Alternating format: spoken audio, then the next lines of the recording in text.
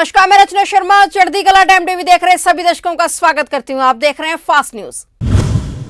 भाजपा के अध्यक्ष जेपी नड्डा की अगुवाई में उत्तर प्रदेश के मुख्यमंत्री योगी आदित्यनाथ सहित भाजपा शासित 11 राज्यों के मुख्यमंत्री आज अयोध्या में रामलला के दर्शन करने जा रहे हैं। सभी मुख्यमंत्री नड्डा के साथ अयोध्या स्थित श्री राम एयरपोर्ट पहुंच रहे हैं। इनमें सीएम योगी के अलावा हरियाणा, मध्य प्रदेश, हिमाचल प्रदेश, उत्तराखंड, असम, गोवा, गुजरात, कर्नाटक, मणिपुर और त्रिपुरा के मुख्यमंत्रियों के अलावा बिहार और नागालैंड के उप मुख्यमंत्री भी शामिल हैं। चुनावी रणनीति के अनुक्रम में भाजपा शासित राज्यों के मुख्यमंत्रियों को उत्तर प्रदेश के 3 दिवसीय प्रवास पर बुलाया गया है। प्रवास के अंतिम दिन बुधवार को सभी मुख्यमंत्री अयोध्या जा रहे हैं। इससे पहले काशी के 2 दिवसीय प्रवास के बाद सभी मुख्यमंत्री मंगलवार को रात्रि विश्राम के लिए लखनऊ आ गए थे। आज इन सभी का नड्डा के साथ अयोध्या जाने का कार्यक्रम है।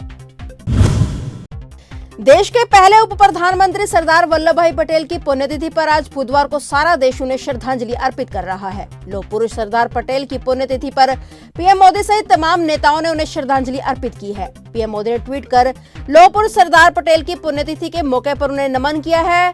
इसके अलावा तमाम नेताओं ने लौह पुरुष सरदार पटेल को याद कर श्रद्धा सुमन अर्पित किए हैं। वहीं उत्तर प्रदेश के मुख्यमंत्री योगी आदित्यनाथ ने सोशल मीडिया के माध्यम से लौह पुरुष को अपनी श्रद्धांजलि अर्पित करते हुए कहा कि मां भारती के अनन्य उपासक, भारतीय गणराज्य के शिल्पकार, भारत रत्न लौह पुरुष सरदार वल्लभ भाई पटेल जी को उनकी पुण्यतिथि पर विनम्र श्रद्धांजलि। एक भारत श्रेष्ठ भारत, अखंड भारत के निर्माण हेतु समर्पित आपका संपूर्ण जीवन सभी भारतवासियों के लिए एक महान प्रेरणा है। देश आज सरदार पटेल की 72वीं पुण्यतिथि पर उन्हें याद कर रहा है।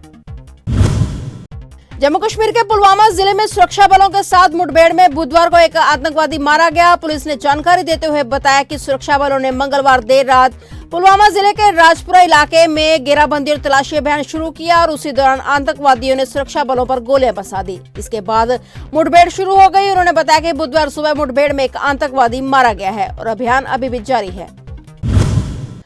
कांग्रेस ने आज बुधवार को राज्यसभा में उपस्थित रहने के लिए पार्टी सांसदों को व्हिप जारी किया था। पार्टी के मुख्य सचेतक जयराम रमेश ने व्हिप जारी किया है। लोकसभा में कांग्रेस के मुख्य सचेतक के सुरेश ने गृह राज्य मंत्री अजय मिश्रा से तुरंत पद छोड़ने की मांग की ताकि लखीमपुर खीरी कांड में निष्पक्ष जांच की जा सके और किसानों को न्याय दिलाया जा सके।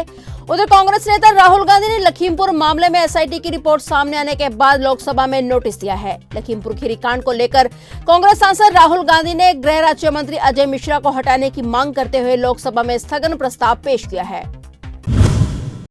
राष्ट्रीय राजधानी दिल्ली से सटे यूपी के गाजीपुर बॉर्डर के पास दिल्ली मेरठ एक्सप्रेसवे पर पिछले 1 साल से अधिक समय से डेरा डाले आंदोलनकारी किसान आज धरना स्थल पूरी तरह से खाली कर देंगे। दरअसल ये किसान केंद्र सरकार के 3 कृषि कानूनों के खिलाफ गाजीपुर सहित सिंगू और टिकरी बॉर्डर पर विरोध प्रदर्शन कर रहे थे। हालांकि केंद्र द्वारा इन कानूनों को वापस ले जाने के बाद किसान संगठनों ने भी अपने आंदोलन को खत्म करने का ऐलान किया और लगभग सारे किसान अपने घरों को लौट गए। लेकिन गाजीपुर बॉर्डर पर अब भी कुछ किसान एकत्रित थे। बताया जा रहा है कि ये किसान आज अपने घरों को लौट जाएंगे। इसके बाद विरोध स्थल को आज साफ करने की उम्मीद है। गाजीपुर धरना स्थल पर प्रदर्शनकारियों को बस एक छोटा सा ही जत्था है जो कि राकेश टिकैत के साथ वापस लौट जाएगा। राकेश टिकैत इस अंतिम जत्थे का नेतृत्व करेंगे। किसानों की वापसी के बाद कुंडली सिंगू बॉर्डर को खोलने के लिए भी प्रशासन को पूरी मुशक्कत करनी पड़ रही है। माना जा रहा है कि बुधवार से जीटी रोड के जरिए दिल्ली आवागमन शुरू हो जाएगा। हालांकि फिलहाल यहां से छोटे वाहनों को ही गुजारा जाएगा, जबकि मुरम्मत का काम पूरा होने तक भारी वाहनों को वैकल्पिक मार्गों से ही गुजरना पड़ेगा। 1 साल बाद बॉर्डर खुलने से जाम की स्थिति न बने, इसके लिए रोड पर बने सभी यू टर्न को बंद किया जा रहा है और इसी वजह से कुछ दिनों तक बड़े वाहनों को भी यहाँ से नहीं गुजारा जाएगा। जीटी रोड के आंदोलन स्थल पर प्रदर्शनकारियों के टेंट व झोपड़ियों के कारण बने गड्ढों को भरने का काम 95% पूरा हो चुका है। दिल्ली की सीमा में बैरिकेडिंग वाले स्थान पर कुछ काम बचा है जिसे रात तक पूरा कर लिया जाएगा और सुबह से यातायात के लिए बॉर्डर को खोल दिया जाएगा। उत्तराखंड के स्वास्थ्य मंत्री डॉक्टर धन सिंह रावत पौड़ी जनपद में विभिन्न कार्यक्रमों में शामिल होने के बाद वापस आते समय एक मार्ग दुर्घटना में उस समय बाल बच गए जब उनकी कार पलट गई। उनके साथ कार में सवार सभी लोग हालांकि सुरक्षित हैं। जिला अधिकारी पौड़ी डॉक्टर विजय कुमार जोगदंडे ने बताया कि मंगलवार को थलीसैन में विभिन्न कार्यक्रमों में शामिल होने के बाद मंत्री रावत देहरादून वापस आ रहे थे। रास्ते में उनकी कार पलट गई। अचानक कार पलटने से उनके काफिले में चल रहे वाहन भी आपस में टकरा गए। अन्य वाहनों में सवार लोगों ने दुर्घटनाग्रस्त कार से मंत्री सहित अन्य लोगों को बाहर निकाला और सभी पूरी तरह से सुरक्षित हैं और अन्य कार से इन्हें देहरादून भेज दिया गया है। इस बीच मुख्यमंत्री पुष्कर सिंह धामी ने ट्वीट कर जानकारी दी कि उनकी फोन से मंत्री धन सिंह से बात हुई है, वे सुरक्षित हैं।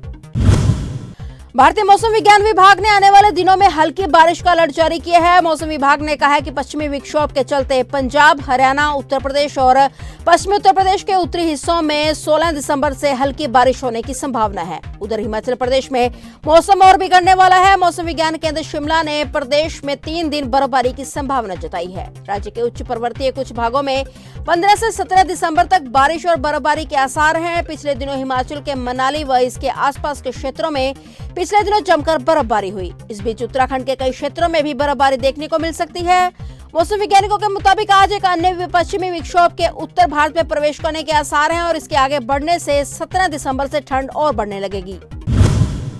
पश्चिम बंगाल की मुख्यमंत्री ममता बनर्जी ने पीएम मोदी पर निशाना साधा है। मुख्यमंत्री ममता बनर्जी ने कहा है कि प्रधानमंत्री नरेंद्र मोदी गंगा नदी को केवल चुनावों के दौरान वोट पाने के लिए याद करते हैं। अपनी 2 दिवसीय गोवा यात्रा के अंतिम दिन उत्तरी गोवा के असनोरा गांव में एक जनसभा को संबोधित करते हुए तृणमूल कांग्रेस सुप्रीमो ने कहा कि प्रधानमंत्री वोट पाने के लिए कुछ भी कर सकते हैं और उन्होंने उत्तराखंड में तपस्या करने के दौरे की याद दिलाई।